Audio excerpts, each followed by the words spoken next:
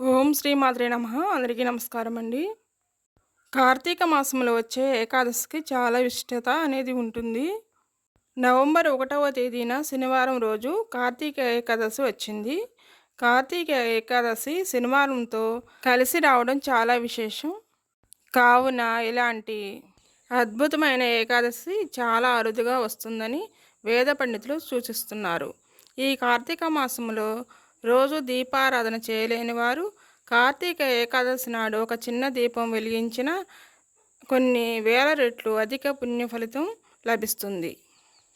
అంతటి శక్తి ఈ కార్తీక ఏకాదశికి ఉంటుంది. కాబట్టి పాటించాల్సిన నియమాలు, పూజా విధానం గురించి ఈ వీడియోలో తెలుసుకుందాం.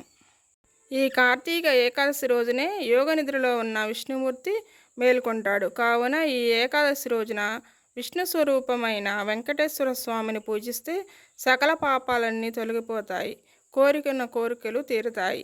ఈ కార్తీక ఏకాదశి రోజున పూజ చేసే ఆడవారు తెల్లవారుజామున నిద్రలేచి చన్నీటితో తలస్నానం చేసి ఇంట్లో దీపారాధన చేయాలి.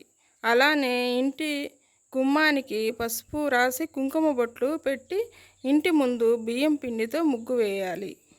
ఇంటిని శుభ్రం చేసి ఇల్లంతా పసుపు నీళ్లు చల్లుకోవాలి.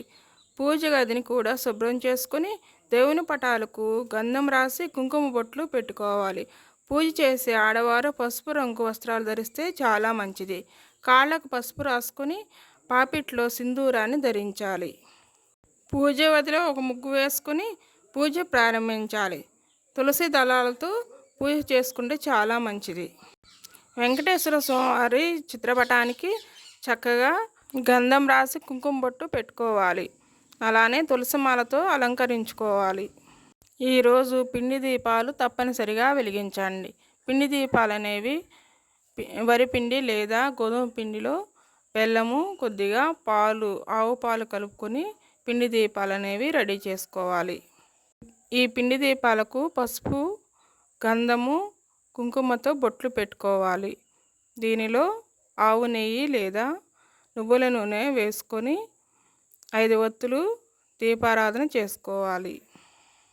5 పిండి దీపాలు లేదా 7 పిండి దీపాలు అనేవి రెడీ చేసుకుని పెట్టుకోండి. అలానే ఈరోజు ఉసిరి దీపాలు కూడా వెలిగించుకుంటే చాలా మంచిది.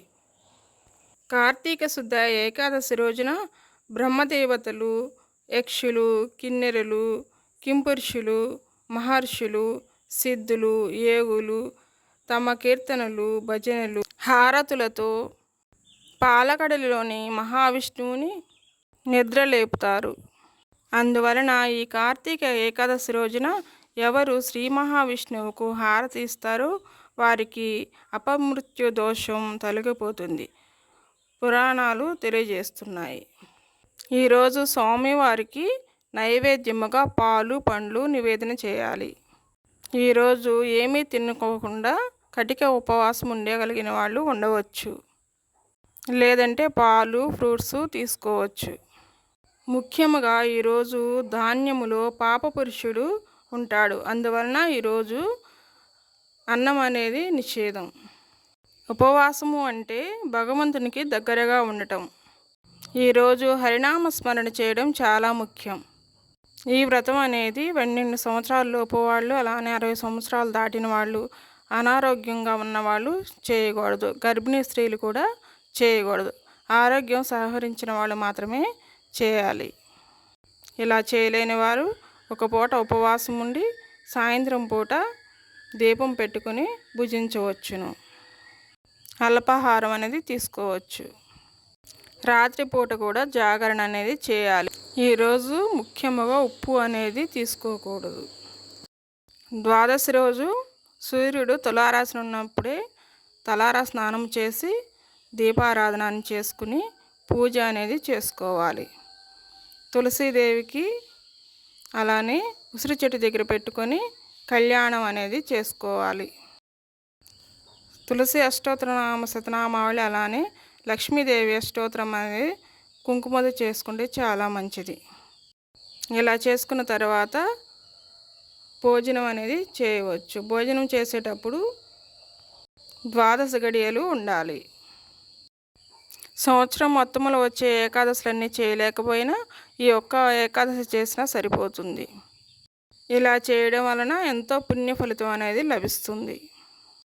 ఏకాదశి రోజున విష్ణు సహస్రనామం చదువుకుంటే చాలా మంచిది. భగవద్గీత చదువుకోవాలి.